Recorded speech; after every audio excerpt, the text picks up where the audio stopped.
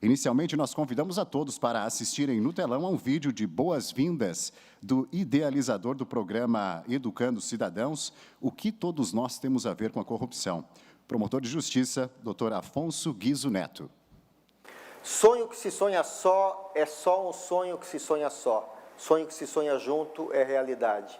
E essa realidade começa no dia 27 de agosto de 2004, em Chapecó, com o lançamento da campanha O que você tem a ver com a corrupção. E a Assembleia Legislativa, atenta, ao lado de mais 60 parceiros do programa Educando o Cidadão, institui o que nós chamamos do Dia Estadual de Combate à Corrupção, dia 27 de agosto. E essa semana que não é o sonho de uma instituição, é um sonho de várias pessoas, de várias instituições que somam forças para dizer, juntos nós podemos fazer a diferença.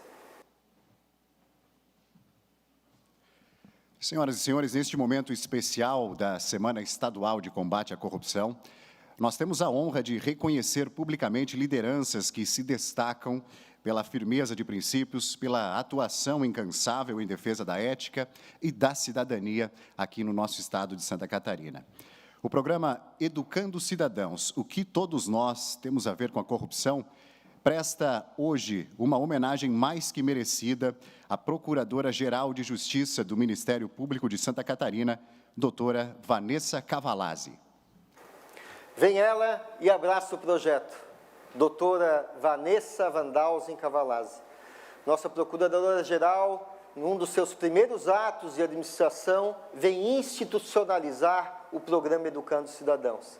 Isso não só fez a diferença, doutora Vanessa, como comprova que a sua participação ao lado da sociedade, ao lado de mais de 60 instituições, a qual está a nossa Assembleia Legislativa, diz que o Ministério Público está atento. Sozinho podemos pouco, juntos podemos muito. A você, doutora Vanessa, o nosso reconhecimento.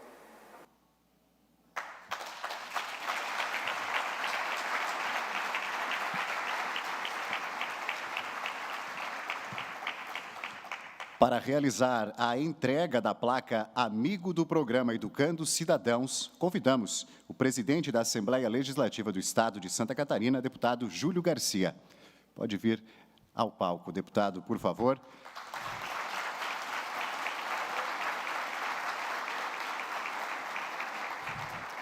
E, obviamente, convidamos a homenageada da noite, doutora Vanessa Cavalazzi, para que venha ao palco receber a sua homenagem.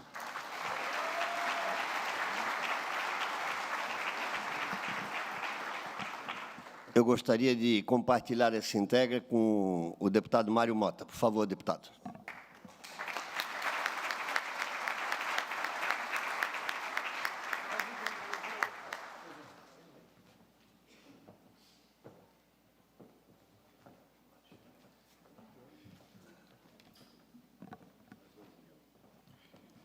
Neste momento, o presidente da Assembleia Legislativa, deputado Júlio Garcia, ao lado do deputado estadual Mário Mota, fazem a entrega da placa Amigo do Programa Educando Cidadãos, a doutora Vanessa Cavalazzi, Procuradora-Geral de Justiça do Ministério Público de Santa Catarina.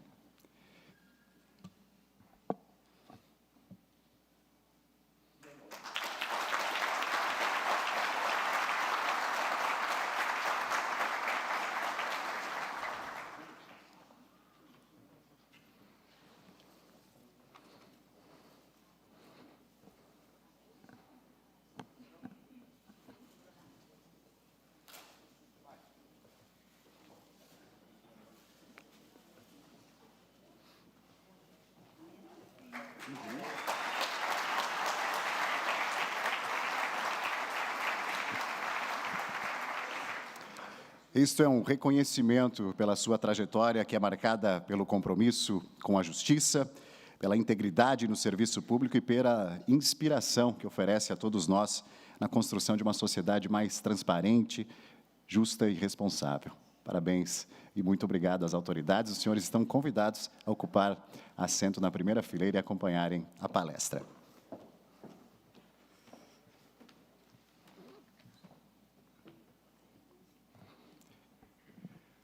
Hoje, senhoras e senhores, temos a honra de receber um dos maiores pensadores brasileiros na área de filosofia, ética e comportamento humano, para uma palestra que certamente será inspiradora.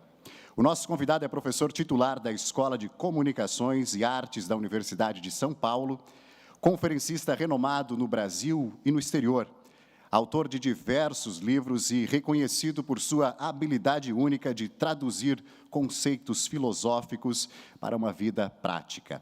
Com o tema Ética e Valores, Educando Cidadãos, ele nos convida a refletir sobre a importância das escolhas morais no cotidiano e sobre como podemos formar uma cultura de integridade desde as pequenas atitudes.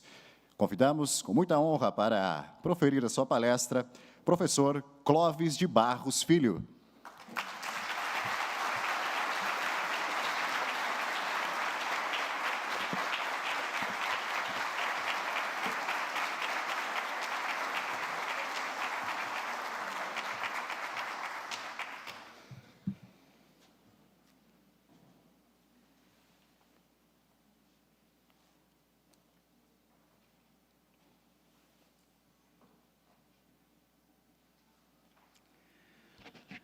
Bem, boa tarde a todos.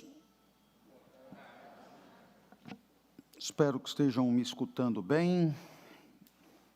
Eu agradeço demais o convite para estar aqui, conversando com vocês sobre o tema que foi anunciado. A preocupação maior é a questão da corrupção, e eu começaria propondo que as palavras que começam com co têm algo em comum. Se pensarmos em colaboração, temos labor operado por mais de um. E não é só a questão de mais de um enquanto pluralidade, mas enquanto interdependência funcional. Para dar certo, é preciso que haja trabalho onde cada um complementa o do outro, alcançando resultados que, na individualidade, não seriam possíveis. Assim também a palavra cooperação é operação no mesmo espírito, feita por mais de um, e o trabalho complementar leva mais longe do que a somatória dos individuais. Coabitação é a habitação com mais de um, e poderíamos aqui ficar dando exemplos de co. Mas é importante chegar logo em corrupção, porque falamos em romper. Falamos em corromper, falamos em ruptura, esgarçamento, destruição, apequenamento e redução de valor, operado por mais de um. É sempre importante lembrar que o termo não é rupção, o termo é corrupção. E, portanto, invariavelmente, havendo corrupção, temos pelo menos dois envolvidos. E é claro que é uma relação específica, muito específica, em que há uma troca. Uma troca onde o titular de uma deliberação, no exercício do seu poder, oferece o resultado dessa deliberação a prêmio, em função de uma contrapartida que lhe é oferecida. Uma contrapartida que será mais ou menos patrimonial, mas que poderá ser estritamente simbólica, que poderá ser estritamente relacional. Não faltam ofertas menos tangíveis, a compensar algum tipo de vantagem indevida em processos deliberativos. De tal maneira que aquele que oferece o resultado da sua deliberação em troca de contrapartida, já nos sugere que para participar de uma relação de corrupção, porque é disso que se trata, é preciso ter algo a oferecer. É preciso ter algum poder que permita deliberar. E não é qualquer deliberação, é uma deliberação cuja monta e importância é elevada a ponto de sugerir algum tipo de contrapartida, que mesmo oferecida ainda valerá a pena para o corruptor. Portanto, aqueles que se envolvem em relações de corrupção não são quaisquer, porque precisam estar em condições de um certo exercício de poder, cuja instância deliberativa tem grande valor. E sabemos que isso acaba sendo bem seletivo. Do ponto de vista do corruptor, é preciso que ele também tenha condições de oferecer alguma coisa.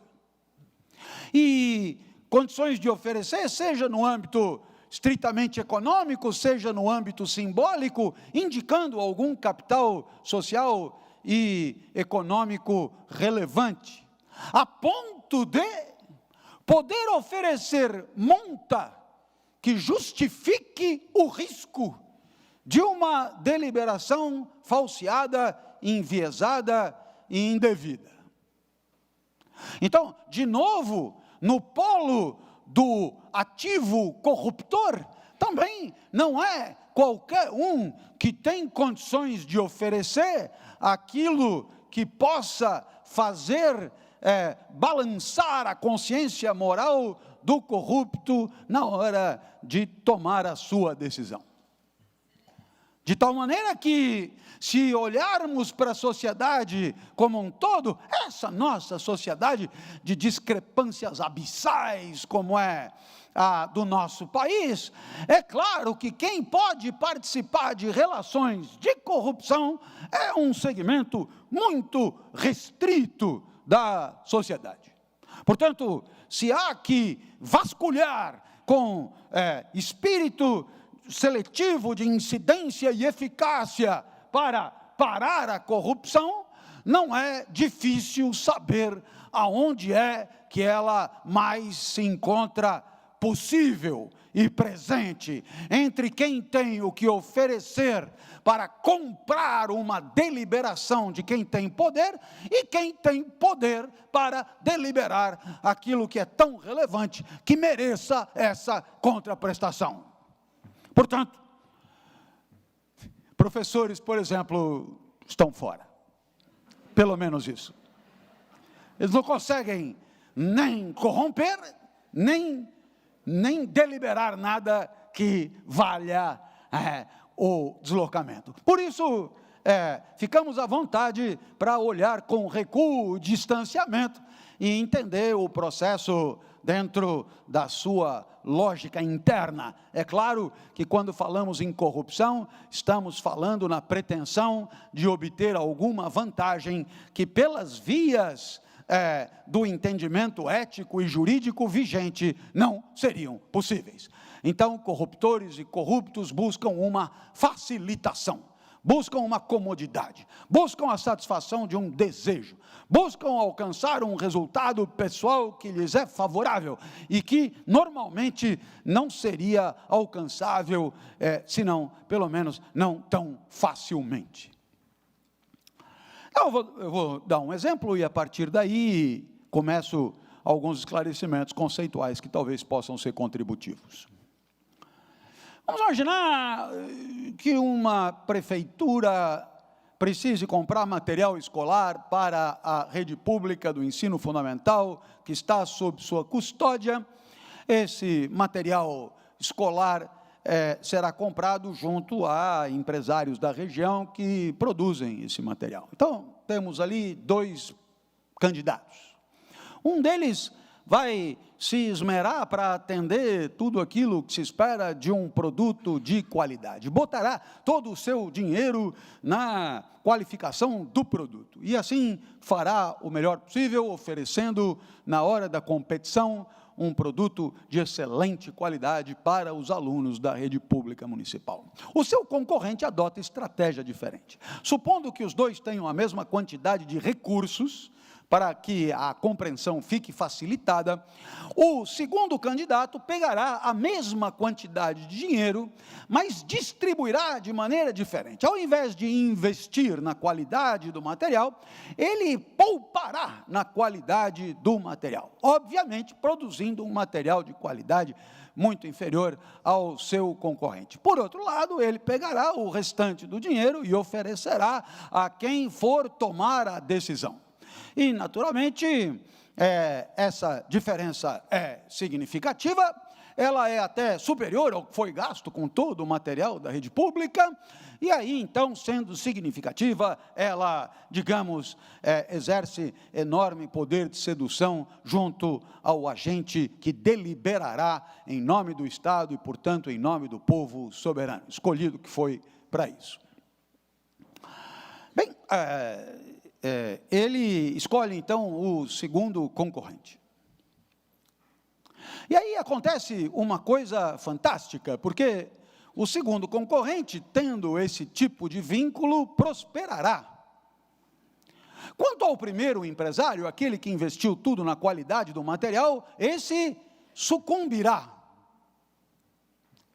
De tal maneira, sim, porque se você coloca todo o seu dinheiro numa aposta em que você vai apostar, digamos, na licitude dos processos e você não triunfa, é claro, você fica sem condições de continuar gerindo a empreitada, você sai de cena, você não compete mais. A partir daí, ano a ano, é renovado o processo e já se conhece quem é que vai ganhar. Tanto é assim que os eventuais adversários já são advertidos para não entrar na parada, porque serão derrotados de qualquer maneira. Estabelece-se assim um vínculo entre corruptor e corrupto, um vínculo que muitas vezes se converte num vínculo social, num vínculo partidário, num vínculo que se estreita em instituições sociais muitas vezes conhecidas, e aí, é claro, todo ano já se sabe o que vai acontecer. De tal modo que o titular da deliberação incorpora uma verba anual já conhecida e já garantida pelo agente corruptor que reiteradamente honra com fidelidade a sua prática, o seu costume de corruptor. De tal maneira que, nesse caso, além de termos um empresário corruptor na primeira página dos jornais como um case de sucesso, como alguém que soube ir do 1000 ao milhão, tirando água das pedras e com grande lucidez de gestor, o seu concorrente inicial, que era apenas um indivíduo bem intencionado e com boa vontade, esse, claro, esse sucumbirá nos alfarrábios dos empresários sem tirocínio, sem jeito para coisa, fracassados e, claro, candidatos a outro tipo de atividade, não são gestores da fina cepa. Como podem perceber, é melhor para a corrupção, porque todo mundo perde, a não ser a dupla. Aliás, um dia um palestrante disse que não há nada melhor na sociedade do que quando há um mecanismo chamado em inglês de win-win, que quer dizer ganha-ganha. O A ganha e o B ganha. A corrupção é assim. O corruptor ganha e o corrupto ganha. É claro que o resto perde, mas que tem 2 wins na parada, não há dúvida. É preciso ter dinheiro para corromper, é preciso ter poder para ser corrompido. Portanto, vamos parar de aborrecer quem não tem nada com isso, Porque, no final das contas, só tem uma chance a cada 2 anos de tentar varrer os que poluem a nossa vida pública, e a cada 4 anos. É pouco. As condições são singelas, o grau de politização é baixo, a incidência do marketing político é devastadora, as condições econômicas de campanha são triunfais, de tal modo que a varredura é sempre complicada. Então, se há alguém que é responsável por um cenário que não é do nosso orgulho, esse alguém são os que, de certo modo, exercem poder no campo político e no campo econômico na nossa sociedade. Talvez você levante a mão e pergunte, mas se a sociedade fosse melhor instruída, ela teria mais astúcia, sagacidade e condição de identificar onde estão os podres e inviabilizar a continuidade de relações de corrupção. Você tem toda a razão, mas para isso seria preciso uma nova educação, uma nova escolaridade, um novo mundo, onde a questão da vida cidadã, da ética na convivência, fosse tema central da formação escolar, o que nunca aconteceu no nosso país, nem está perto de acontecer. Bem, meus amigos, a questão da corrupção é uma questão moral e uma questão ética, além de ser uma questão política. Então, 3 aspectos que norteiam o restante da minha fala. Se eu digo que é uma questão moral e uma questão ética, eu estou sugerindo que não são a mesma coisa. Então, aqui, peço a vossa atenção. A palavra ética entrou no cardápio do espaço público nos últimos 30 anos.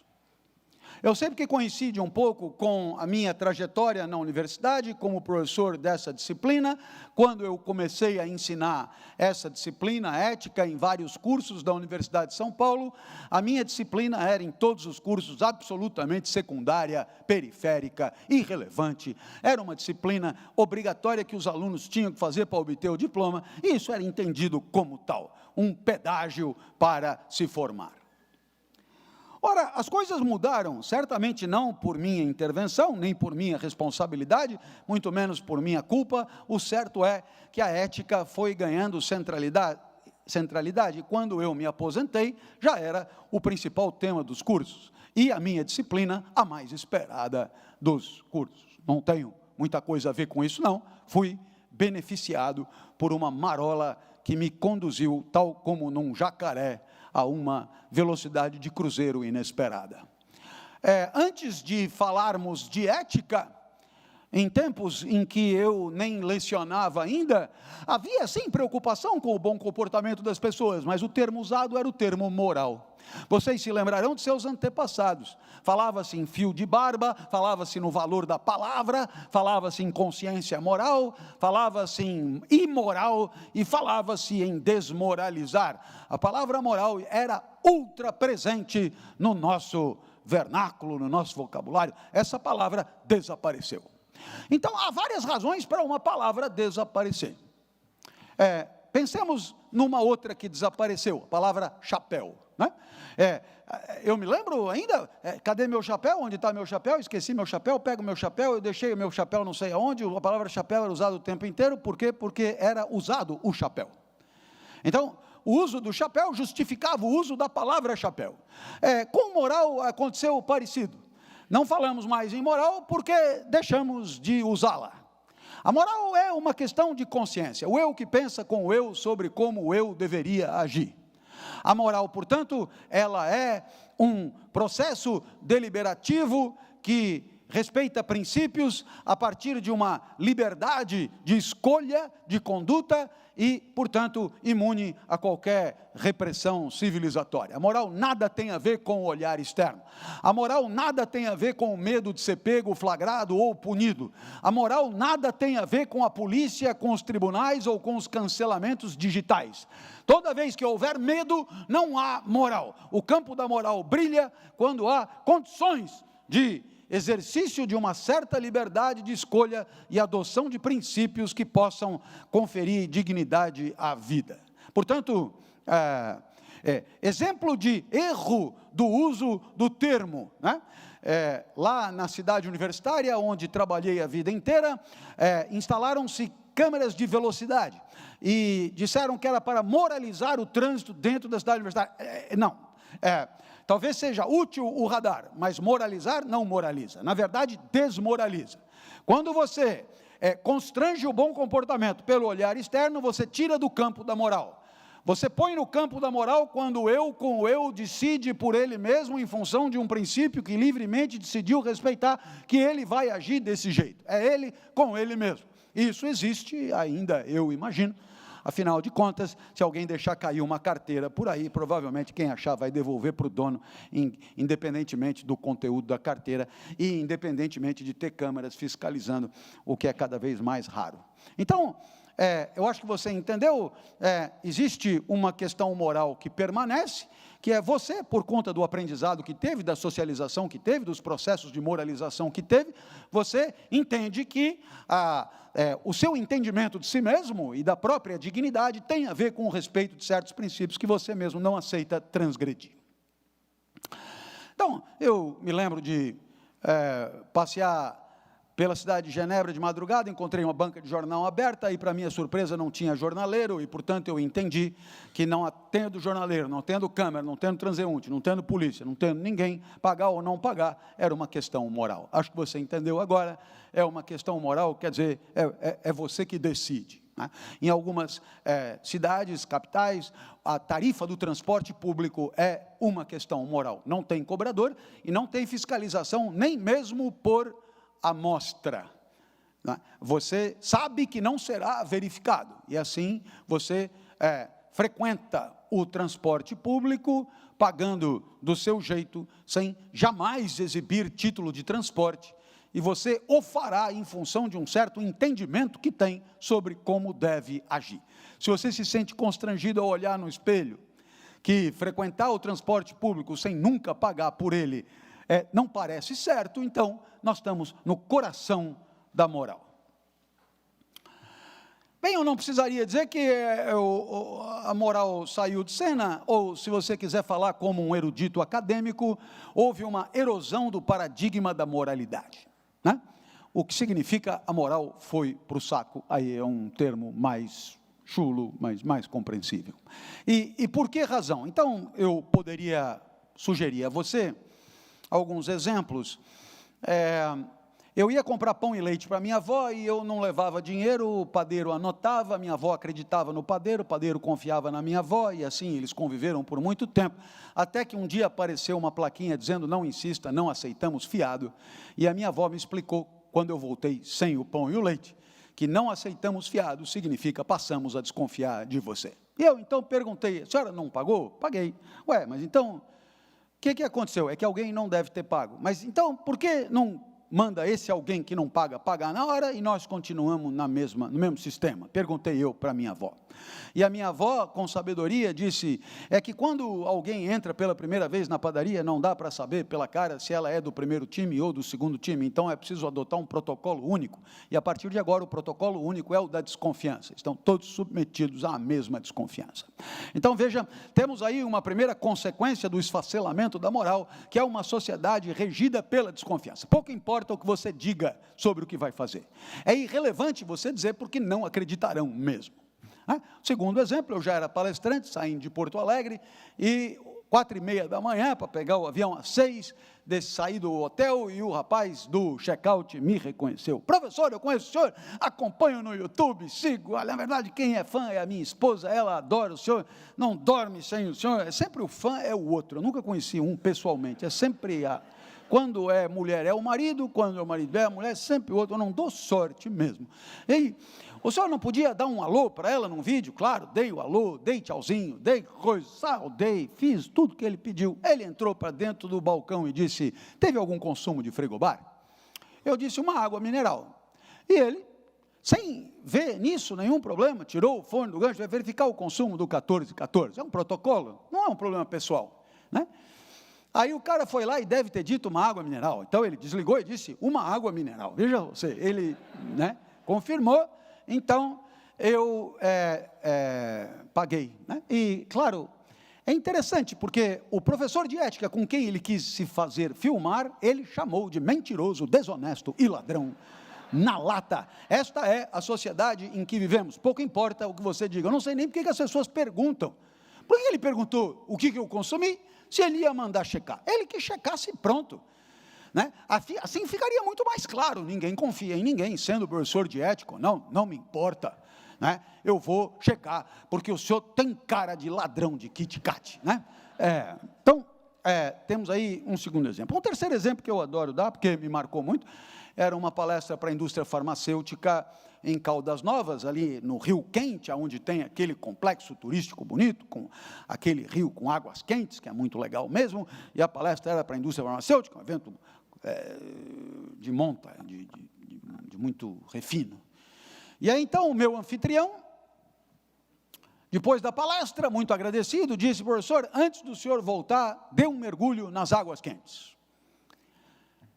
Eu não quis dizer nada, mas eu nunca levo sunga quando vou trabalhar. Eu não sei você, né? Por exemplo, hoje não adianta me convidar para dar um mergulho, eu vou dar vexame. Mas ele insistiu tanto que eu entrei numa lojinha dessas que não se deve frequentar, porque tem valores abusivos, e perguntei: tem uma sunga baratinha aí? Nós, professores, somos assim, fiéis a esse estilo econômico de ser. É uma questão de sabedoria, né? de simplicidade ao viver. Né? É uma opção, não é uma necessidade. Aí a moça sorriu e disse: eu tenho uma muito barata. Falei: essa, não preciso nem... essa, R$17, achei justíssimo para o tipo de loja. O senhor não quer ver antes? Porque muita gente já se animou e depois desistiu. Falei: mostre. Entendi rapidamente por que custava tão pouco. Né? A estampa era uma estampa de estudo psicanalítico avançado. Né? Na parte da frente havia um único coqueiro centralizado, um tronco vertical com galhos assim em cima. Um único coqueiro no meio. Não eram vários em diagonal, era um único. E atrás, de maneira completamente harmoniosa, a bandeira do Japão. Eu não sei se você se lembra da bandeira do Japão, mas ela é branca com um buraco vermelho bem no meio. Como você vê, quem montou a sunga, né? Precisa ser imediatamente buscado, porque ou já causou ou vai causar problema pelo mundo. Mas eu pensei: é um mergulho só. Eu fico com a sunga. Aí eu experimentei, estava apertada, esgarçando um pouco o tronco do coqueiro, mas não é propaganda enganosa, ficaria ruim para qualquer um. Mas eu pensei: vou com a toalha, entro na água, dou um tchauzinho para o cliente, saio da água, ponho a toalha, deixo a sunga ali, morreu o assunto. Então eu falei: eu vou subir lá, pego o dinheiro, já trago para você, ou o cartão, sei lá. Ela falou: eu lembro até hoje, Como assim? O senhor tira a sunga, vai buscar o dinheiro, volta, paga e leva a sunga. O que passa pela sua cabeça? Que eu vá sair daqui correndo, vestindo essa sunga ridícula, para não pagar R$17? Como é que o senhor adivinhou? Mas de onde você tirou isso? De hóspedes como o senhor, assim, do mesmo jeito. Me disseram que eu não sei aonde, estou esperando até hoje. Como você vê, os desvios morais respingam. E é exatamente aqui que você entende a importância da ética. Porque a ética não é mais uma questão do eu que pensa com o eu sobre como o eu deve agir, mas é uma questão de nós que pensamos entre nós sobre a melhor maneira de assegurar uma convivência razoável. A ética, portanto, é uma ética sempre circunscrita a um universo que pretenda o aprimoramento da convivência entre seus membros. É por isso que você fala de ética médica, ética dos advogados, ética dos enfermeiros, ética na cadeia, ética da máfia, ética não sei aonde. Ou seja, em todo lugar em que se pretender um pouco mais de harmonia e justiça na convivência entre os membros que integram um coletivo específico, isto é ética. Naturalmente que você rapidamente percebeu que você, enquanto agente moral, tem limites. Mas enquanto integrante de um coletivo, passará a ter os limites do coletivo também. Muitas vezes a sua moral é mais rigorosa que a do coletivo a que pertence. E aí, nenhum problema. Mas às vezes a ética do coletivo é mais rigorosa do que a moral individual. E aí é melhor que você suba o sarrafo sob pena de deslizar, sob pena de promover a hecatombe, promover o desgaste, a erosão, o atrito entre as pessoas, fomentando dissídia, através de busca de privilégios, através de iniciativas indevidas, trazendo assim mal-estar e tristeza aos integrantes daquele coletivo. Acho que você entendeu, existe uma premissa inicial da nossa conversa. A ética pressupõe entender que a saúde do coletivo tem um valor superior às veleidades individuais que possam comprometê-la. Eu vou repetir para ficar mais claro, a ética tem uma premissa óbvia.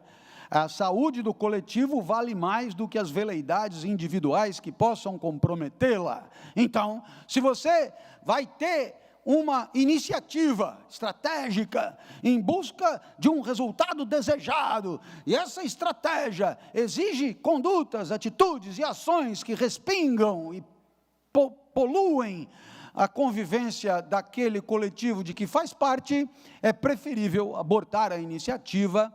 Por quê?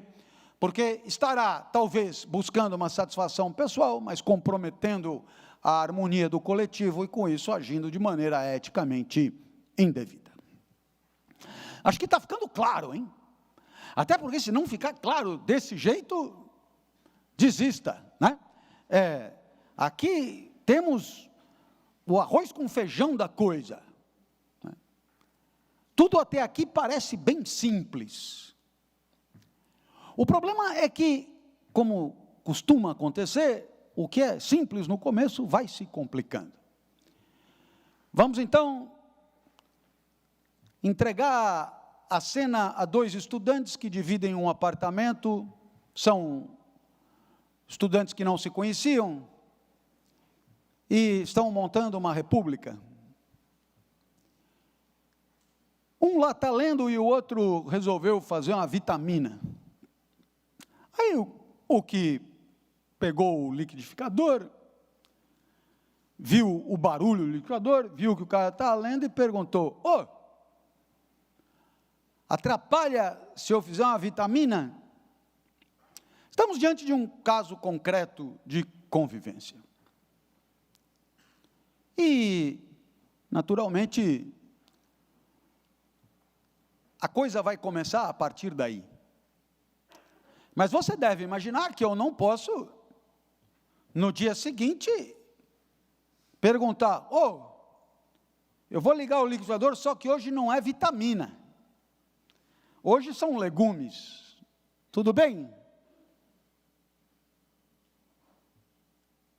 Aí no outro dia, viu?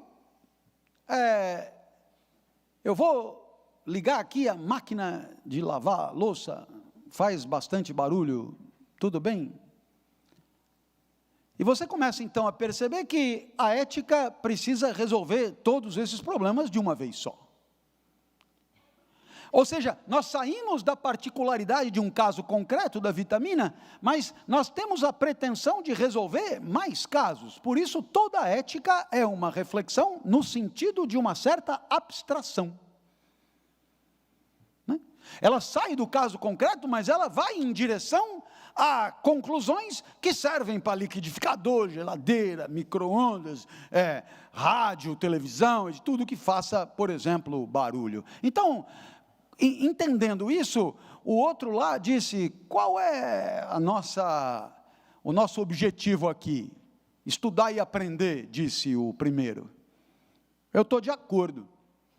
Então, se o grande valor da nossa relação é o estudo e o aprendizado e o conhecimento, então nós temos que nos impedir de, digamos, agredir esse grande valor, temos que protegê-lo. E o que pode impedir o estudo e o aprendizado?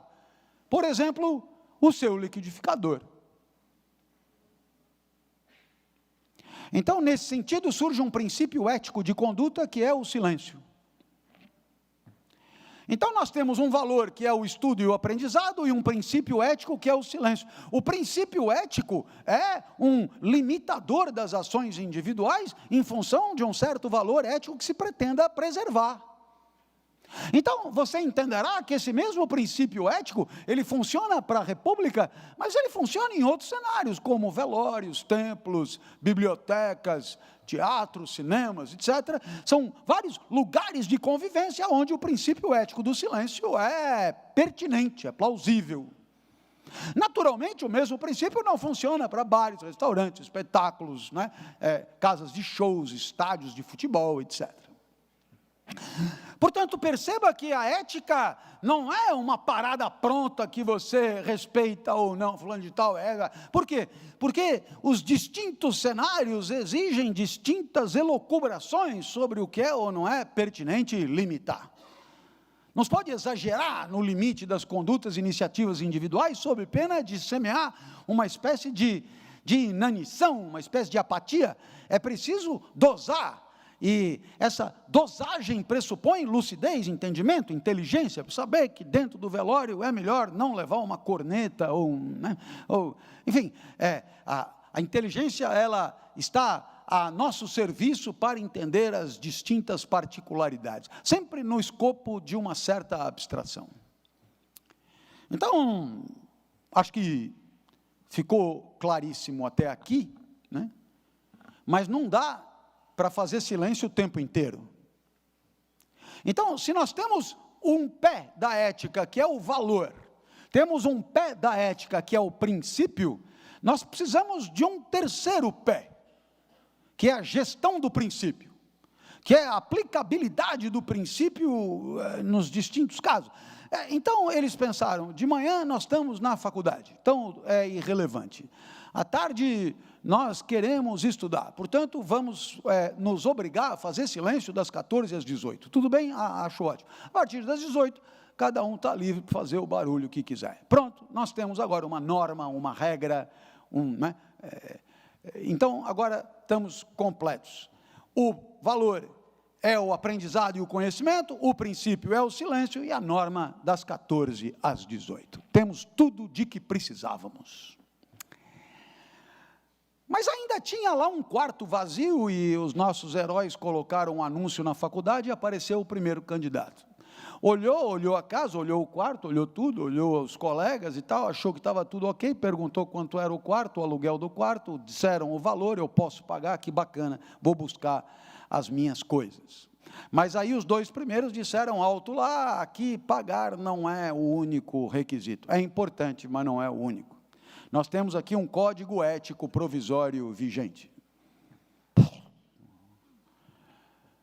E estão sugerindo que eu vou roubar vocês?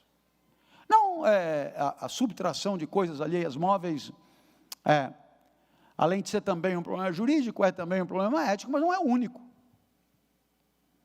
É que aqui a gente precisa estudar para aprender, coincidimos nisso. Então, aqui nós temos um princípio ético que é o silêncio e uma regra que é das 14 às 18. Isso em época de prova? Não, o tempo todo. Isso segunda, não, todos os dias. 365 dias por ano. Tempo inteiro. 14 às 18, aqui é lugar de estudo. Vocês têm certeza? Temos. Então não vai rolar. Não vai rolar porque eu tenho da faculdade uma expectativa um pouco diferente, eu quero aprender, claro, mas eu também quero me divertir, eu quero brincar, quero trazer os colegas, quero tocar música, quero não sei o quê, e não dá para ficar calado das 14 às 18, é um pouco restritivo para mim, não vai rolar, muito obrigado, passar bem. Não houve problema ético nenhum, uns explicaram uma situação ética já estabelecida e o outro disse que para ele não funcionava. É exatamente isso que hoje chamam de conformidade. E alguns que gostam de mostrar que sabem inglês, usam o termo compliance, que o mundo do capital gosta desse tipo de subserviência. É a adequação. Existe uma ética vigente. Quando o terceiro chega, não é, sabe, poder constituinte originário, vamos começar do zero. Não, já existe uma ética vigente. Então, é preciso que essa ética seja explicada, esclarecida, exposta, e o outro observará se há ou não compliance, to comply with, conformidade a. E aí, havendo conformidade, há uma aceitação explícita e, com isso, uma expectativa de adesão ao que foi estabelecido previamente. Não havendo conformidade, é claro, não haverá integração ao coletivo, o problema também deixa de existir. Só que esse que terceiro saiu dali e voltou para os amigos. E aí, cara, vai mudar? Gostou do pessoal? Não, gostei do pessoal, achei legal o pessoal, mas eles estudam muito. E aí eles têm lá um lance de fazer silêncio das 14 às 18, e aí achei pesado para mim, então eu vou procurar outro lugar. E aí então aconteceu uma coisa interessante, porque essa república, quando todo mundo se interessou pelo rigor da convivência, essa república passou a ser chamada por todos na comunidade universitária de República dos Nerdocas. De tal maneira que quem queria ir para tal da universidade e estudar, já ia procurar a República dos Nerdocas. E nos anos subsequentes, os pais já diziam, eu deixo você morar lá, desde que seja na República dos Nerdocas. E aí quem não é nerdoca, vai em qualquer lugar, menos na República dos Nerdocas, não haverá conformidade. Então perceba que aquele coletivo ganhou uma espécie de marca, um conjunto de atributos, uma distinção, um jeito de ser percebido, uma marca, a marca da seriedade no trato do relacionamento e o respeito aos princípios que foram deliberados pelos seus fundadores décadas atrás, de que se orgulham, o nome deles consta nas paredes e os seus retratos estão espalhados pela casa, são os fundadores da República, e esta República é conhecida e reconhecida em todo o meio estudantil, como sendo o lugar onde moram aqueles que mais querem estudar. E aí, eles se deram até ao luxo de começar a selecionar pelo desempenho, pelas notas, pela seriedade, quem poderia morar ali ou não, reunindo cada vez mais gente de altíssima pegada acadêmica. Uau! Ficou legal, né? Porque nós tratamos da questão do tripé valor, princípio e norma, nós observamos que existe uma questão de compliance, e finalmente mostramos que os valores éticos são a matéria-prima da marca. Se você quer saber com quem está lidando, saiba que está lidando com alguém que respeita tais valores. Quem é você? Aquele que respeita tais valores. Quem é você? Aquele que na hora de viver respeita tais valores. Professor, não sei se eu entendi isso, então eu vou dar um exemplo ainda mais cristalino. Você está num momento de entre-safra amorosa, momento de desagravo, momento em que você foi deixado, e você está só, e você vai num bar, numa região noturna da cidade, e você está sozinho, afogando as mágoas, tratando os cotovelos, lembrando daquele amor desagravado, e aí entra alguém apetecível no bar, apetecível aos seus olhos. Você jamais poderia imaginar que esse alguém apetecível lançasse olhares para você, mas talvez por um desagravo paralelo, viu que só tinha você ali, perguntou se podia sentar. Isso não é comum no seu caso, porque você não tem um capital estético, digamos, destacável. Não é que seja medonho, mas como você tem quase todo mundo, né? Você se destaca assim, pela criatividade, mas sozinho ali no bar não deu tempo ainda. A pessoa senta, por favor, né? E a pessoa quer saber quem você é. Ela não vai perguntar quem é você, dependendo do que você disser, eu me levanto ou fico. Mas é isso que vai acontecer. Você já parou para dizer, para pensar, o que é que você costuma dizer para dizer quem você é? Ou acha que é? Né? Porque você poderia dizer, eu sou um espaço orgânico de mitoses e meioses. Não é mentira, mas vai espantar, né? Não vai agradar. Você poderia dizer, eu sou neurônios em sinapse ou intestino em peristaltismo, sangue em circulação, tudo é verdade, mas não adianta muito. Porque a pessoa quer saber quem você é. E isso aí, sim, acontece em você, mas não é quem você é. Então, quem eu sou? Eu não tenho erro, costumo dizer, sou professor. E claro, eu uso a minha profissão como porta-estandarte. Até porque não tem outra coisa melhor para dizer. Sou professor. Costuma suscitar desprezo, desdém, compaixão, pena. É porque na nossa sociedade os professores apanham em sala de aula. E não são extraterrestres malvados. Na nossa sociedade só tem nós. No meu estado, os índices são oferecidos pela Secretaria de Educação. Média de 10 ocorrências de violência física contra o professor da rede pública por semana. Só no meu estado. E aqui só tem nós. É preciso dizer. Sou professor. A pessoa olha, bom, vou ficar mais 5 minutos. Né? Professor do quê? De ética. Porque, né, podia ser alguma coisa tipo mais útil, marketing digital, né? Astrofísica, mais ética, coisa horrível. É mesmo? Você dá aula onde? Na universidade pública. Pobre, ressentido, inútil.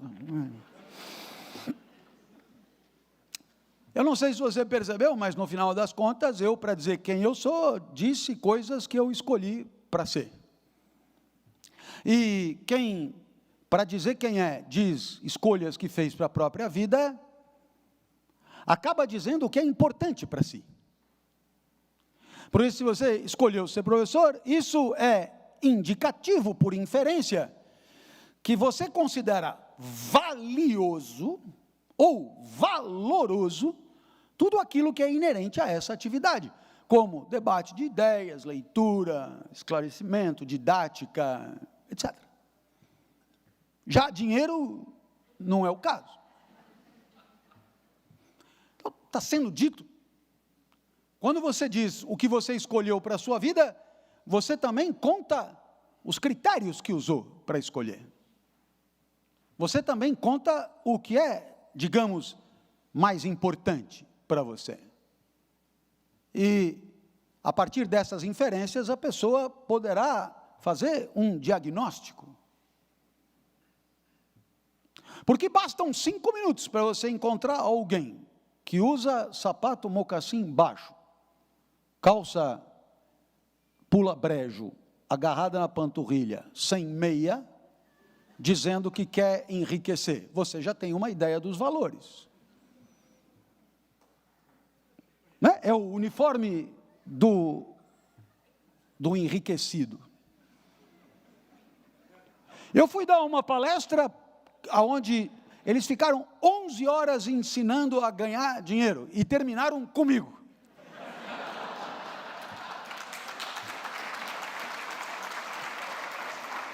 E eu então disse, você corre o risco de desaprender tudo que aprendeu, porque eu escrevi um livro, do 1 milhão ao 1000, se quer falir, pode deixar na minha mão.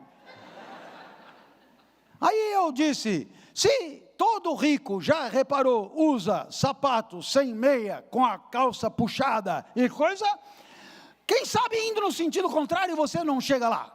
Joga fora a meia, se tiver em boas condições, em cima do palco. E vai sem meia, quem sabe isso atrai prosperidade. O certo é que as escolhas indicam valores, isso pessoal e coletivamente. E através dos valores a gente conta para o outro, mais ou menos indiretamente, quem a gente é. A gente é em função do que é genuinamente relevante para a gente. Então, é claro, se você passa a vida ensinando, empenhado, e não vê na educação do jovem um valor para você, viveu uma vida esquizofrênica. Uma vida que não traz nenhuma clareza para quem se relaciona com você. Uma vida de uma instrumentalidade fictícia, vazia. Porque a vida terá substância e fundamento se a escolha corresponder a valores genuinamente respeitados. Genuinamente, autenticamente. E você percebe no olhar de quem age, se aquela ação é uma mera contrapartida para um salário que paga as contas, ou se aquilo tem a ver com valores que foram, eu diria, definidores de caminhos existenciais, de escolhas de vida, que você oferece para o mundo como bandeira definidora de si mesmo. Assim, individual e coletivamente, claro. Porque uma empresa também tem valores, e o que se supõe é que todo mundo ali, falando em nome da empresa e agindo em nome da empresa, vá pautar sua conduta a partir daqueles valores, sob pena de uma hecatombe. Se você tem num banner um valor tipo honestidade, e aí o cara te chama de lado assim, e diz, olha, aqui, nessa gavetinha aqui, se você deixar alguma coisa, a gente pode botar você na frente da fila, né? Pô, mas a empresa diz que o valor o cara aqui na barra diz que com ele, então, aí esse sai daqui e diz, olha, quando for lá, fala com fulano de tal que ele quebra seu galho, viu? E aí, então, você tem ali uma espécie de destruidor desse patrimônio que é a coerente construção dos valores que integram a imagem da empresa. Bem, indo um pouquinho mais para frente, pode-se instalar no quarto ao lado, no apartamento ao lado, pode-se instalar uma dupla de músicos, por que não? E aí a dupla de músicos é músico, que estuda música, tipo com partitura mesmo, estuda tal, e quer fazer composição de excelência, mas como é preciso viver, canta um sertanejo universitário enquanto isso, enquanto a música não vem. E eles, conversando sobre a relação, dizem, bom, a gente trabalha à noite, dorme de manhã, então a gente vai ensaiar à tarde. Ah, bacana. Que horas? Das 14 às 18, depois a gente vai trabalhar. Então, no mesmo dia em que os estudantes fizeram silêncio para estudar agronomia, os músicos começaram um solo de tuba. Aí, a bater na porta, que porra é essa? É tuba. E é aqui que você percebe que a ética se torna complexa, porque os valores são complexos. E o que isso significa? Significa que você pode problematizá-los o tempo inteiro. Afinal de contas, a transparência está na moda. Quando eu estudei, na física, era atributo do vidro ideal. Alguém tirou da física e trouxe para a ética, né? Da ótica para a ética. Transparência. O problema da transparência na ética é onde está o vidro e quem é que está de um lado e de outro do vidro. Porque você pode pensar em transparência intrasubjetiva, que é uma forma de autenticidade. Você dizer o que pensa, dizer o que sente. É uma transparência. Você pode pensar numa transparência intersubjetiva, quer ter com alguém condições de dizer o que pensa. Você pode pensar numa transparência interdepartamental, ou pensar numa transparência do Estado com a sociedade, ou pensar... Mas só transparência é pouco, é preciso fuçar um pouco mais. Por que é preciso fuçar um pouco mais? Porque na intrassubjetividade existem filtros chamados de censura, que a psicanálise mostra muito bem, e que falseiam a hipótese de uma transparência absoluta. E transparência ou é absoluta ou chama opacidade, né? O vidro ou é transparente ou é opaco, não tem essa. Então, a censura psicanalítica, ela torna essa plena transparência intrassubjetiva um absurdo. Intersubjetivamente, existem condicionantes sociais, de diferença de capital social entre os contendores, entre os que estão interagindo, que faz com que, muitas vezes, seja praticamente impossível você enunciar exatamente o que pensa sobre o outro e vice-versa. Como se não bastasse, existem limites de privacidade, que também é um valor. A privacidade não deixou de existir, porque a transparência é valor ético. A privacidade é o direito que você tem de não dizer tudo o que diz respeito a você. E isso existe também. Então, quando há privacidade, não há transparência e vice-versa. Se você quiser, eu continuo. Uma empresa lança um projeto, e esse projeto é um projeto arrojado, que busca lucro como em qualquer empresa, mas que vai melhorar a vida de muita gente, mas como há muitos competidores, a empresa guarda em absoluto sigilo o projeto. Já entendeu? O sigilo é o contrário da transparência.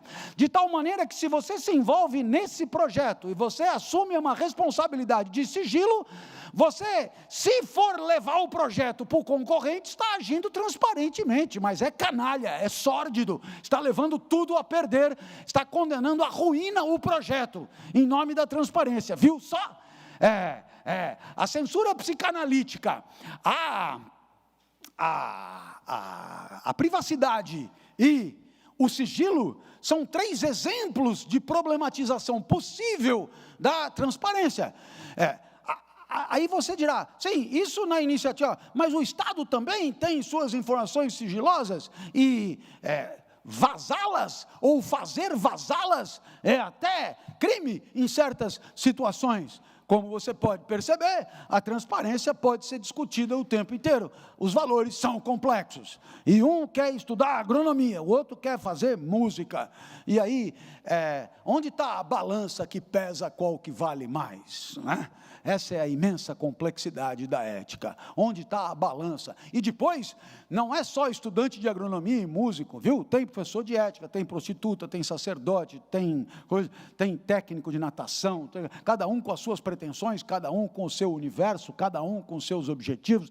Portanto, a ética é uma tentativa sempre provisória, sempre difícil e sempre comprometida de solucionar situações de convivência sempre de modo tendencial, né? De provisório e tendencial.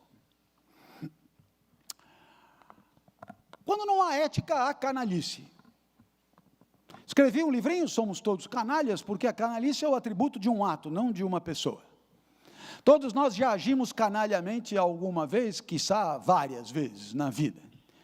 E a canalice digamos, o implemento de uma conduta na contramão do que é coletivamente aceitável. E isso com consciência. É você, então, dar prioridade ao que é do seu interesse em detrimento do que é coletivamente tolerável. É a canalice. Portanto, a ética é a vitória da convivência sobre a canalice. E os casos de relação de corrupção encontram aqui o seu berço. Porque, no final das contas, o que se estabelece é uma cultura de corrupção onde a canalice é condição de pertencimento. Se quiser entrar no esquema, é desse jeito que eu estou explicando. Senão, não tem como. E é exatamente aqui que você percebe a complicação das complicações. Porque nada impede que num determinado espaço, a maioria aposte em soluções canalhas. Portanto, não é nenhuma questão, porque até aqui deu a impressão que tem 2 ou 3 mal intencionados e o resto, todo mundo em berço esplêndido. Mas isso às vezes não é assim.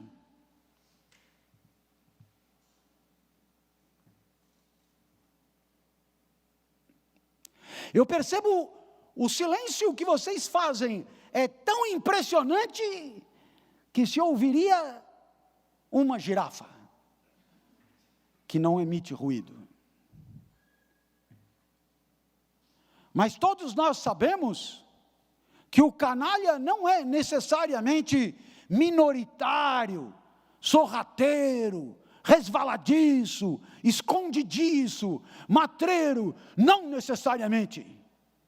Porque haverá espaços em que o canalha se garba da sua canalice e constrange a maioria a segui-lo, tornando, digamos, a luta pelo zelo genuíno ao que é coletivamente auspicioso uma luta impossível. Exemplo de canalice, não é preciso abrir a primeira página do UOL. Porque se saírem na rua e falarem de corrupção, é possível que sejam levados a acreditar que a canalice é uma questão circunscrita na sociedade. A corrupção pode ser, mas a canalice não. É por isso que o argumento da renovação não é por si só auspicioso. A cada 4 anos você pode trocar todo mundo e trocar 6 por meia dúzia. E no final, o que acontece é que aonde você aponta a luz, né, esse é o problema. O problema é que boa parte da canalice na sociedade permanece anônima, escura, sombria.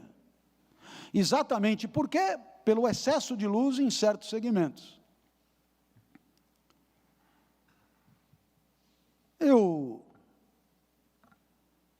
Minha filha era pequenininha, mais nova, Natália, pai, me leva na piscina do clube, várias pessoas frequentando, me leva na piscina, porque ela pediu, eu levei, mas só por isso, eu tenho uma certa aversão a tudo isso. E isso é um problema meu, né? Acho sempre a água fria. Mas eu entrei. Diferentemente da maioria, fiquei parado, esperando Natália brincar. Não gosto de me movimentar muito.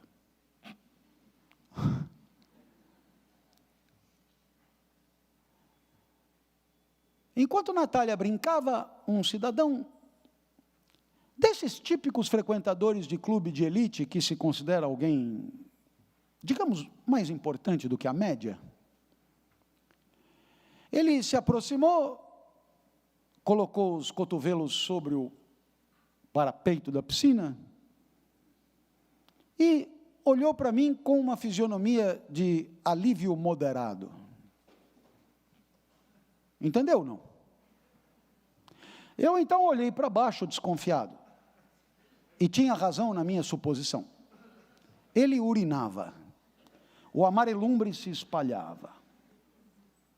Eu então perguntei a ele, por gentileza, eu vejo mal, ali tem uma porta, tem algo escrito, pode me dizer o que é? E ele disse, WC. Eu falei, deixa eu ver se eu entendi, para não dar 3 passos, você urinou aqui do meu lado? É isso mesmo? O que é interessante é que depois eu descobri, a esposa estava na piscina, e os filhos aprendendo a nadar e engolindo água também estavam na piscina. Veja que o canalha, ele atira para todo lado. Ele prefere condenar a família a engolir seus excrementos a dar 3 passos. Esse exemplo do xixi na piscina, eu sei, ele é devastador, o constrangimento é grande na plateia, porque cada um sabe de si, né? Às vezes está frio do lado de fora. Conversando com uma professora de hidroginástica, ela me disse, nunca na minha vida um aluno de hidroginástica saiu durante a aula para fazer xixi. Então, ou a hidroginástica, ela trava o sistema urinário, ou a coisa é liberada. A ética é a vitória da convivência sobre a canalice. O que é interessante é que eu fiquei observando e não havia gente entrando e saindo do banheiro. Na verdade, ninguém foi ao banheiro. E depois eu descobri, por necessidade pessoal, que a porta estava trancada.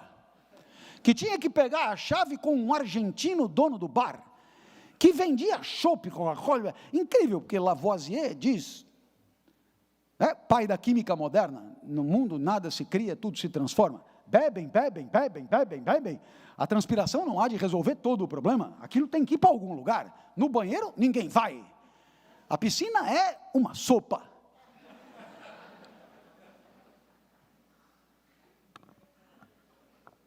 Segundo um pesquisador de ética do Canadá, uma piscina média de 25 metros, semi-olímpica no Canadá, tem em média 70 litros de urina. No Canadá! Para deixar claro que o problema de fazer xixi fora do vaso não é só nosso. No Canadá. Veja que é uma escrotice de grande monta. E o termo aqui é bem aplicado, ele é adequado para o cenário. Eu fui dar um curso de ética na Universidade de Estocolmo, o que por si só é curioso. Eu tenho que dizer, mas chamar um professor de ética brasileiro para dar um curso de ética em Estocolmo é curioso. Desculpa, mesmo sendo eu achei curioso, né? É mais ou menos como chamar, sei lá, um atleta de ginástica olímpica paraguaio para ensinar os chineses antes das Olimpíadas a...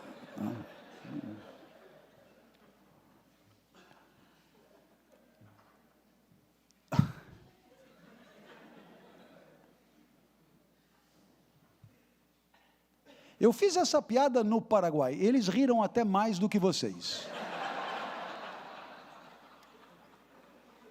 É verdade. Eles, acho que foi a única coisa que eles entenderam do que eu falei.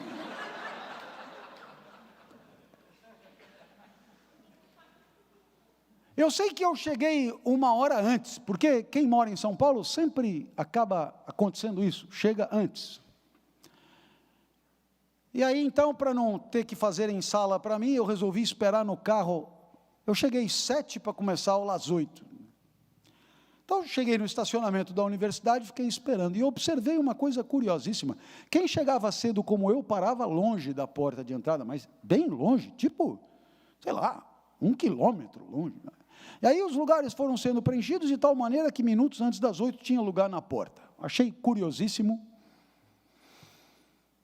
Percebi até que tinha meio que transgredido aquilo, porque eu não sabia, então eu já parei, tipo, na porta.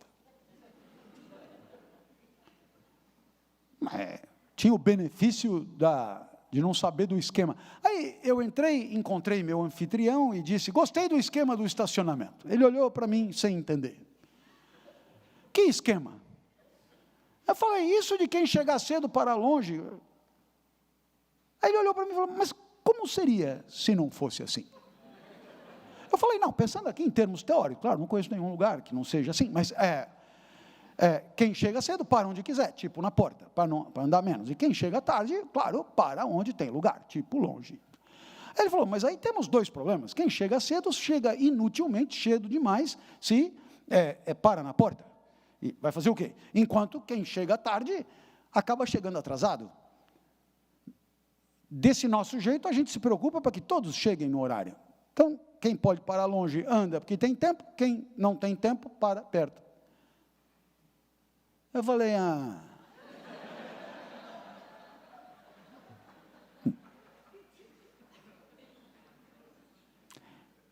comecei a ficar angustiado, porque era nesse lugar que eu ia dar aula de ética.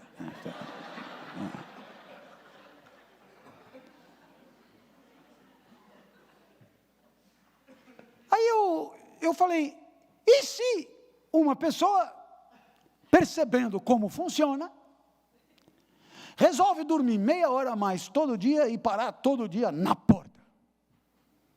Mas por que faria isso? Para dormir meia hora a mais e andar menos. Não. As vagas da porta são feitas para ser usadas em rodízio para aqueles que tiveram algum problema circunstancial, problema de trânsito, problema de doença na família, sei lá o quê, qualquer justificativa. Então, não são usadas pelas mesmas pessoas.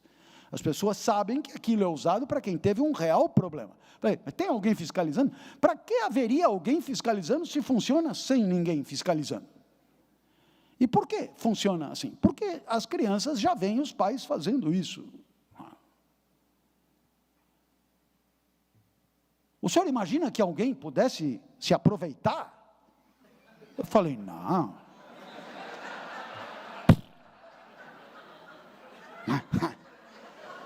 Imagina se alguém, sabendo disso, ia parar ele sempre. Seria tão absurdo quanto parar em fila dupla um pouquinho para comprar uma Neosaldina na farmácia e vazar. Tão absurdo quanto, imagina, metade da rua é minha. Não sei, inimaginável. É o que eu ia dizer, inimaginável. Então, eu acho que aqui eu disse uma coisa muito bonita de dizer. O que eu disse? Nós queremos que todo mundo se dê bem e todo mundo chegue no horário. Entendeu? Acho que ficou claro.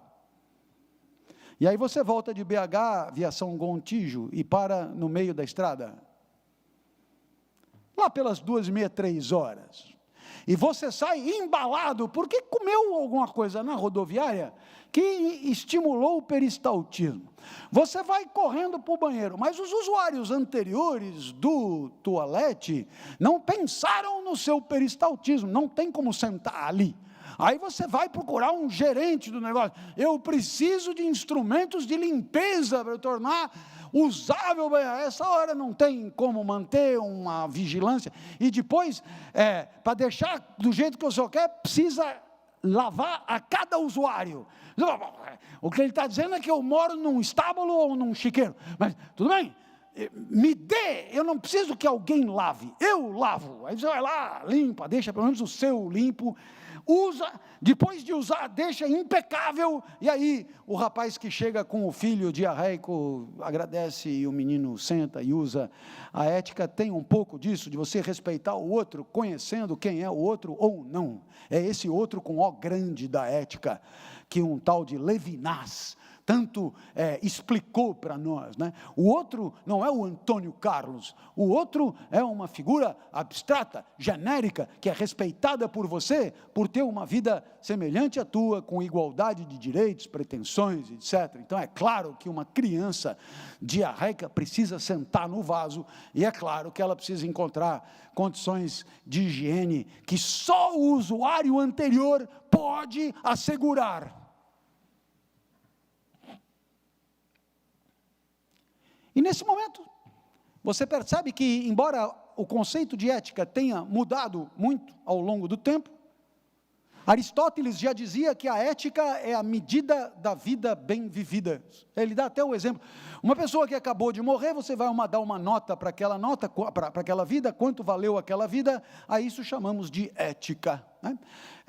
Uma vida bem vivida é uma vida eudaimônica, com pleno desabrochar da própria natureza. O sujeito viveu bem, a sua natureza resplandeceu, ele apostou em si mesmo, viveu a vida que era sua, tornou-se quem ele era, e assim ele alcançou a excelência, a arete viva, buscou a sabedoria, viveu uma vida dignamente humana. Então isso é a métrica da vida ética. Ora, nós entendemos a ética como a inteligência compartilhada a serviço do aperfeiçoamento da convivência, convivência, foi assim que definimos o professor Cortella e eu, num livrinho intitulado Ética e Vergonha na Cara. Mas perceba, dado que a vida de cada um de nós é vivida 99% com alguém, ou por perto, ou intermediado por algo que tenha sido feito por esse alguém, né?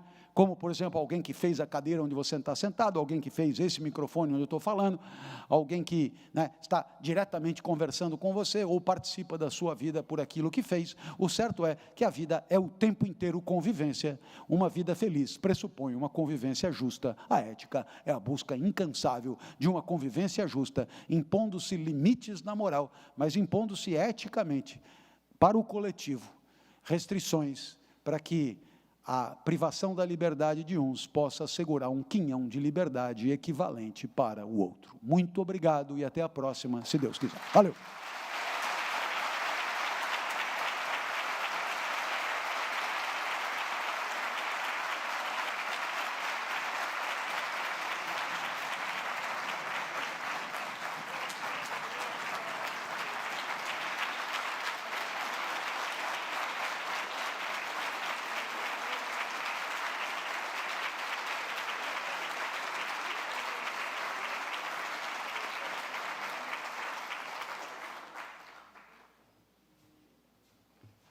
Permanecer conosco aí, professor. Que honra poder te ouvir, hein? Obrigado, querido. Valeu, prazer. Eu só te ouvia no YouTube, nas coisas assim, mas tu achava o jeito de falar, de raciocinar. Obrigado.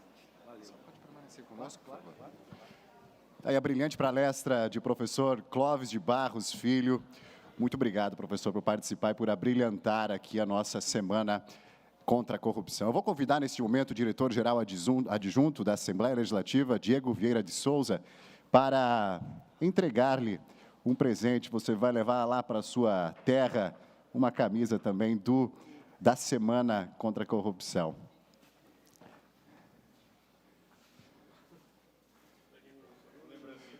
Mais uma vez, nosso muito obrigado.